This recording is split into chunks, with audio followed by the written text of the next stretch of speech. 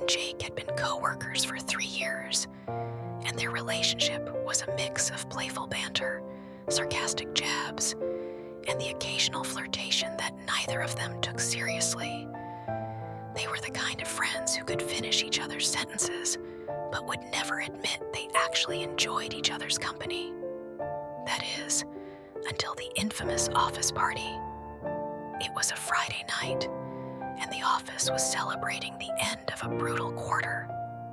The drinks were flowing, the music was loud, and the energy was electric.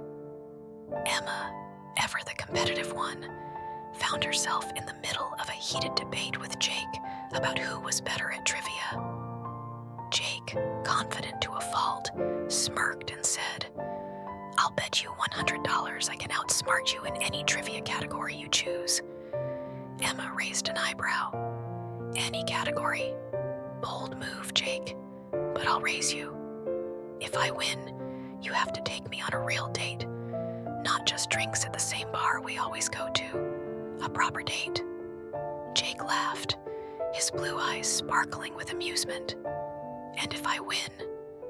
Emma leaned in, her lips curling into a sly smile.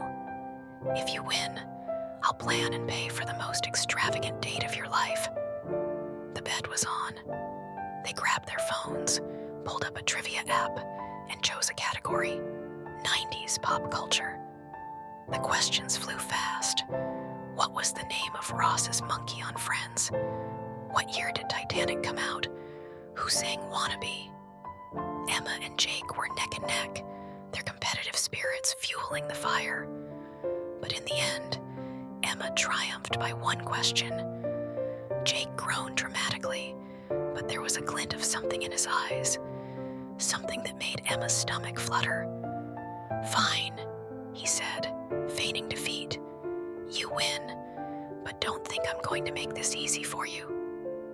The following weekend, Jake showed up at Emma's apartment with a bouquet of sunflowers, her favorite, and a plan for the evening.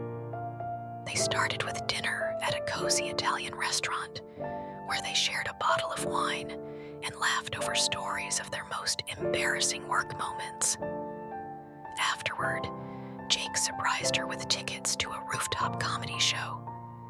As they sat under the stars, Emma realized she'd never had this much fun on a date, ever.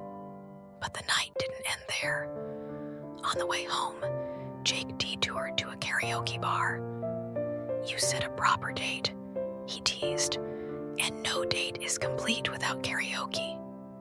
Emma rolled her eyes, but couldn't stop smiling as they belted out duets to cheesy 90s hits.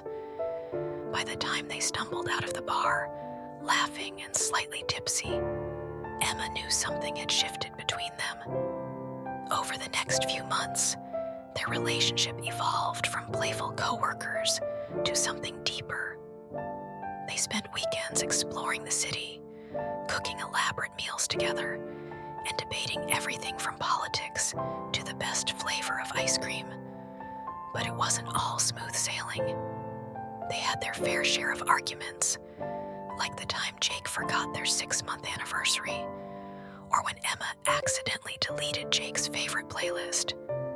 Yet, through it all, they always found their way back to each other. One particularly memorable fight happened over a game of Monopoly.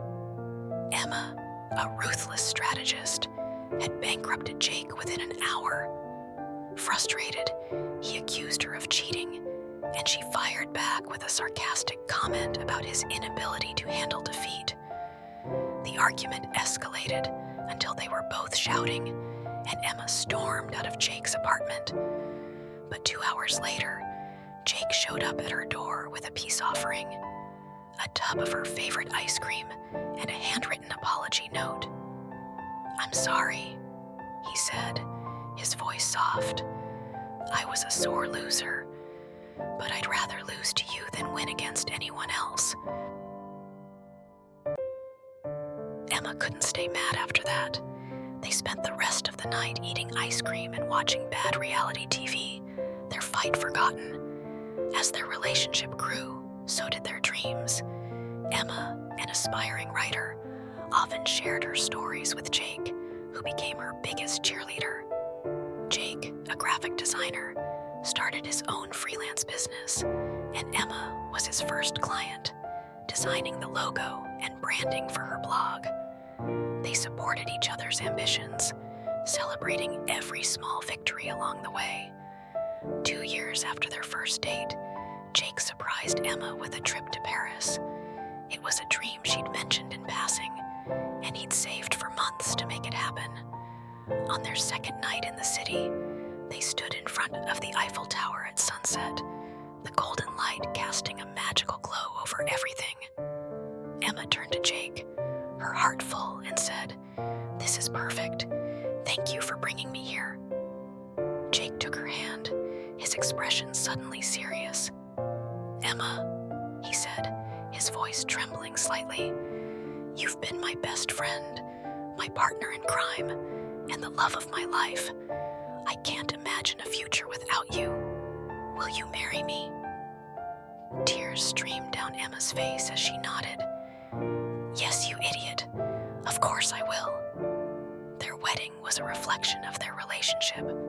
Fun, quirky, and full of love. They even incorporated trivia into the reception, with a quiz about their relationship that left their guests in stitches. As they danced their first dance to "I Don't Want to Miss a Thing," a nod to their 90s trivia bet, Emma whispered in Jake's ear, "Best bet I ever made." Jake grinned, "Mine too."